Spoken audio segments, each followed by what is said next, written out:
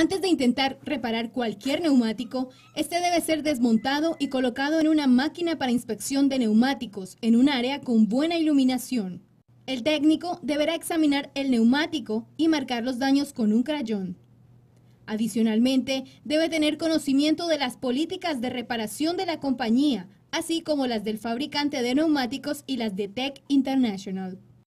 Las recomendaciones de la industria, junto con el uso, la clasificación de velocidad y la construcción del neumático, deben tenerse en cuenta cuando se estén determinando las limitaciones de reparación. Atención, antes de desmontar o reparar un neumático, pregunte al cliente si fue aplicado un sellador en aerosol para inflar o sellar el neumático. Estos aerosoles pueden contener un gas muy volátil. Siempre retire el interior de la válvula en un área ventilada, evitando fuentes de calor, llamas o chispas. Antes de desmontar el neumático para reparación, desínflelo e inflelo totalmente 3 veces.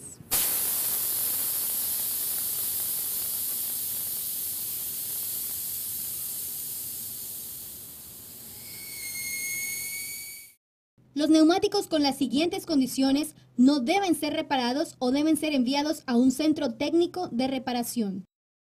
Los neumáticos de camión o cualquier neumático radial que hayan sido rodados con menos del 80% de la presión recomendada o se han sobrecargado deben ser tratados con precaución. Esta condición puede causar daños inesperados en los neumáticos y se manifiesta en serias lesiones o la muerte. Cualquier neumático radial con cables de acero debe ser examinado minuciosamente para detectar señales de fatiga en los costados por sobrecarga o por poco inflado.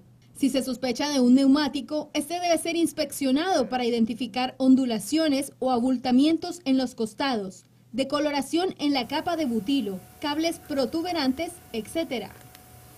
Si no se presenta ninguna de estas señales y el neumático es reparado, este debe ser inflado a 20 psi por encima de la presión de trabajo en una jaula de inflado. Luego, disminuye la presión antes de que el neumático sea devuelto al servicio. Consulte el boletín de servicio de la RMA, volumen 33, edición 3. Procedimiento de inspección para identificar posibles rupturas tipo cremallera en neumáticos radiales. Agrietamiento por ozono. El ozono y los rayos ultravioleta causan agrietamiento en los costados del neumático. Si el agrietamiento es severo, se presenta exposición de cuerdas o se forman líneas continuas, el neumático no debe ser reparado. Heridas mayores al área límite para reparar. Las recomendaciones de la industria establecen que las heridas en neumáticos de automóvil mayores a 1/4 de pulgada, 6 milímetros, y en neumáticos de camión mayores a 3/8 de pulgada, 10 milímetros, son consideradas como orificio de clavo. Los neumáticos con heridas más grandes o localizadas en los hombros o en los costados deben ser enviados a un centro técnico de reparación. La lesna de inspección TRT 105 es usada para determinar el tamaño y el ángulo de la herida.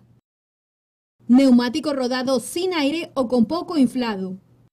El neumático no debe ser reparado si ha rodado sin aire o con poco inflado. Los neumáticos en esta condición pueden presentar decoloración en la capa de butilo, ondulaciones, abultamientos en los costados o separación causada por el calor o por el desgaste del rin. Recuerde, si es un neumático radial, este debe ser inspeccionado y tratado como un potencial para ruptura tipo cremallera, como se mencionó anteriormente en este capítulo. Separación de carcasa. Un neumático que muestre cinturones o separación de lonas no debe ser reparado. Excesivo desgaste de la banda de rodamiento. Nunca repare un neumático cuando haya sido usado hasta los indicadores de desgaste o con un remanente inferior a 2,32 pulgadas, 1,5 milímetros. Cables o lonas expuestas. Nunca repare un neumático con cables o lonas expuestos causados por cortes en los costados o desgaste excesivo. Talón deformado, lonas o cables expuestos. Nunca repare un neumático con las pestañas dobladas o rotas. Los neumáticos con exposición de cuerdas o lonas en la pestaña deben ser enviados a un centro técnico de reparación.